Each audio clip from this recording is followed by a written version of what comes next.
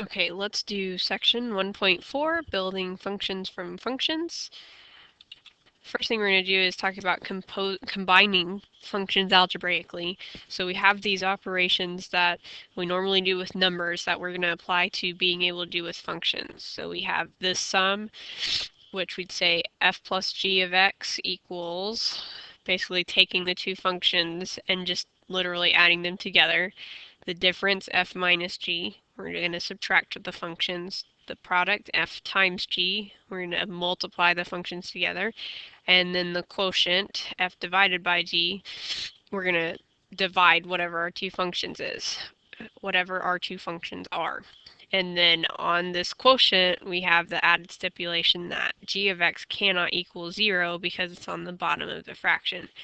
In each of these cases, the domain of the new function consists of all numbers that belong to both the domain of f and the domain of g, except the quotient has the added thing, and we have to figure out what putting it on the bottom of a fraction is going to do to the domain. So let's look at this. This is example 1 in our textbook. It says let f of x equal x squared and g of x equal square root of x plus 1. And then we want to find the formulas for the functions f plus g, f minus g, f times g, f divided by g, and g times g, and then give the domain of each. For these operations, the easiest thing to do is to go ahead and think about the domain here at the beginning. For x squared, my domain, for x squared, my domain is from negative infinity to positive infinity. For the square root of x plus 1, I have to think about where x plus 1 is going to be greater than or equal to 0, because I can't get negative numbers under my square root. Well, if we solve that, we'd subtract the 1 over and say x has to be greater than or equal to negative 1, which in interval notation means bracket negative 1, because I'm okay if I put in negative 1, comma, positive infinity. So let's look at each one of these, starting with f plus g of x. And whenever I write this f plus g and then I have this x next to it, that's not saying I'm multiplying f plus g times x. It's saying I am leaving x in my formula. I could put a different number here and I could work out what f plus g of some number is, but we just want to leave it as x's. So f plus g of x, I want to add f of x, which is x squared, and g of x, which is the square root of x plus 1. And there's nothing I can do to simplify that, so that's the answer. And then I need to write my domain. The domain on this is which one of these is basically more restrictive, or where these overlap. X squared can be any number, but square root of x plus 1 has to be between negative 1 and infinity. So my domain is going to be from negative 1 to infinity. And that's going to be the case on most of these. Okay, that it's just whatever the more restrictive domain is, or where our domains overlap. F minus g is just going to change our first one by putting a minus sign in between them instead of a plus sign. And then we won't be able to simplify. Like, for simplifying on these first two, we're looking for like adding like terms or things like that we can do to simplify them. For f times g, this is usually where there's a little more work involved. But again, the particular functions we have that we're multiplying together, we can't really simplify. So x squared times x plus 1. Again, our domain is from negative 1 to infinity. Now f divided by g is going to change our domain a little bit on this one.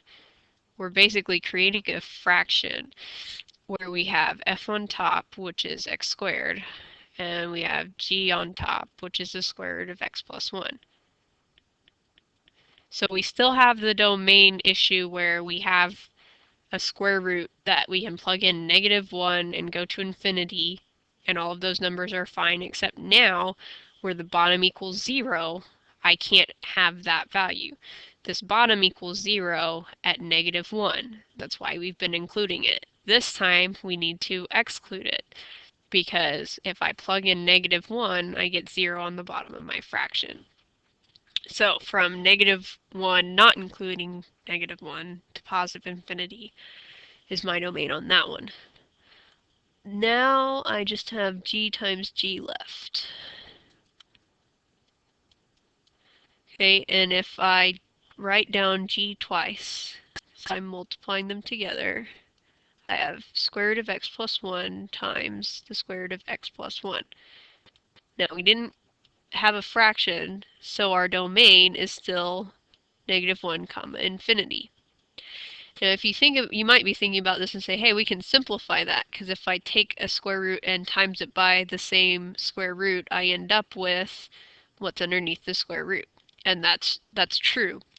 But you still have this restrictive domain, even though I just got rid of my problems. I still have, if I'm plugging into these two functions, I cannot plug in anything under -1. But I can write it like this. So that's why the domain is so important for you to write down, is because it only works if it's -1 comma infinity, because of the way we got to that function. Okay, the next thing we're going to do is composition of functions. So if we have two functions f and g, we would say that we have f composed with g, or f of g of x. And that just means take the g of x and plug it in to f of x. And then we can also do the opposite, where we have g composed with f, or g of f of x, which is take the f and plug it into the g. And so down here is a little note that we read the open circle as of. It's not multiplication, it's we're plugging one function into another function. This is kind of a modified example 3 from our book. We want to find these two functions and talk about their domains. So if we are taking, we do this backwards basically. We're taking g and we're plugging it into f. So g is the square root of x. I'm going to put it right here where this x is on f of x.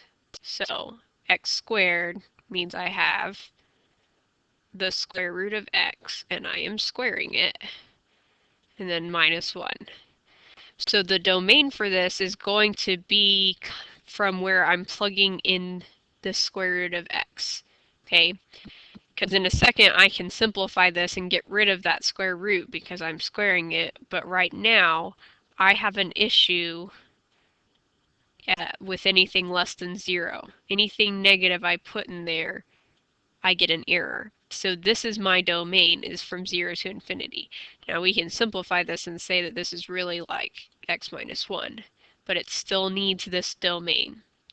So for composition, our domain has to do with either what we're plugging in, if what we're plugging in has a restrictive domain, or in this case, it's going to be what we get. Okay, because if I'm plugging f into g, g is the square root of x. F is x squared minus 1. So what we plugged in, x squared minus 1, this has a domain of all real numbers. But now that I have a square root, I can only actually plug in numbers that are greater, that I'll end up with something under my square root that's greater than or equal to 0. So what I can do here is I can solve this algebraically and say x squared is greater than or equal to 1. I can take the square root, which means that basically I'm going to end up with x is greater than or equal to +1, and then I'm going to end up with x is less than or equal to -1. Squared functions are kind of weird with inequalities, but that's basically the gist of what I'm getting at, is I can plug in 1 here and anything bigger than 1, and I can plug in -1 here and anything bigger than -1. So to write that as an interval notation, I'm saying that from -infinity until I get to -1, is okay. And in fact, -1 itself is okay. And then from 1 until I get to infinity is also okay. But any decimals that I plug in between these, and even 0, if you look, if you plug that in, you're going to get a not real answer because of your square root. So that's why that's this domain. So this is going to be the end of part 1.